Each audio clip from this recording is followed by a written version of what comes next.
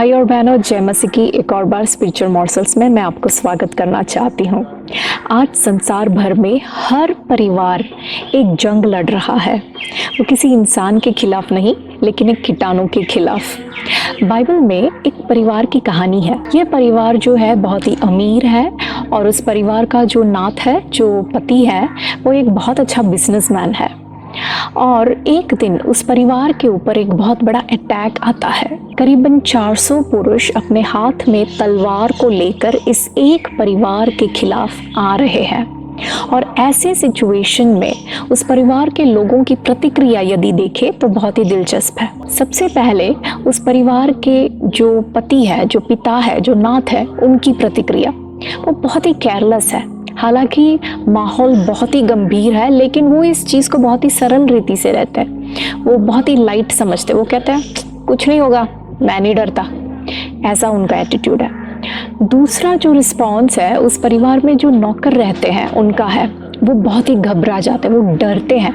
वो आके कहते हैं बस अब तो हम मर गए, अब हम सारे के सारे ख़त्म। वो लोग आए और हमें नाश कर दिए।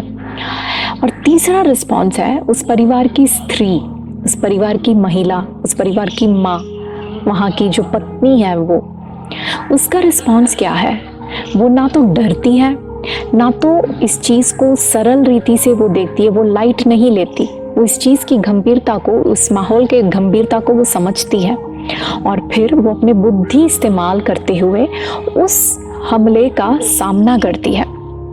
देखिए, मैं आपसे बता रही हूँ पहले शमूएल की पुस्तक 25वें अध्याय में अबीगैल की कहानी।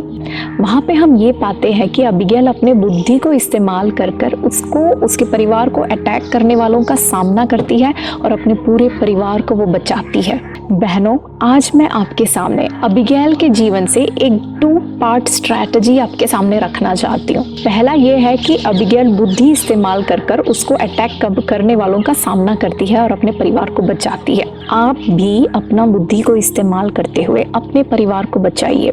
अपने घर में रूल्स रख लीजिए, चाहे आपके परिवार के लोगों की प्रतिक्रिया कैसे भी क्यों ना हो। सकता है आपके परिवार में कुछ लोग ऐसे सोचते होंगे कि कोरोना मुझे कुछ नहीं करेगा, या मैं नहीं डरता, मैं नहीं मानता ये सब चीज़ों में। या तो फिर आपके घर में ऐसे लोग हैं जो कहते हैं कि अरे मुझे बहुत डर लगता है, हो सकता है मैं भी बीमार हो जाऊं, हो सकता है हम भी मर जाएंगे।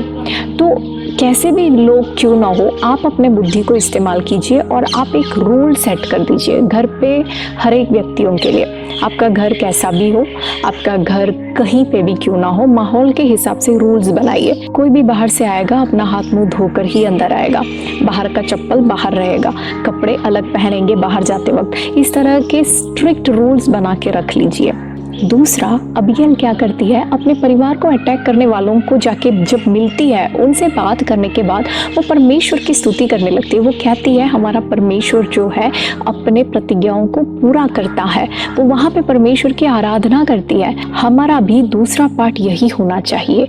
हम अपने परिवार के हर एक व्यक्तियों को यीशु के लहू से ढांककर परमेश्वर की स्तुति आराधना करना ज़रूरी है। परमेश्वर को याद दिलाते रहिए कि प्रभु तूने मेरे परिवार के लिए, मेरे लिए, मेरे बच्चों के लिए, मेरे पति के लिए तूने ये वायदा दिया है। वायदा अभी तक तेरा पूरा नहीं हुआ है, तो अपना वायदा को पूरा करेगा। इस तरह से परमेश्वर की आराधना और स्तुति कीजिए। यदि आज मुझे सुनने वाले हर एक बहन इस अबीगैल की तरह ये 2 पार्ट स्ट्रैटेजी यदि आप फॉलो करेंगे, तो मुझे पूरा यकीन है आप अपने परिवार को इस करंट क्राइसिस में से, इस हालात में से आप बचा पाओगे। देखिए, मेरा ऐसा विश्वास है कि हर परिवार में जो स्त्री का रोल है वो एक बॉम्ब डिस्पोजल स्क्वाड का रोल है। देखिए, बॉम्ब डिस्पोजल स्क्वाड क्या करते हैं, जहाँ भी अगर बम है तो वो जाके उस बम को क्या करते हैं, डिफ्यूज़ कर देते हैं।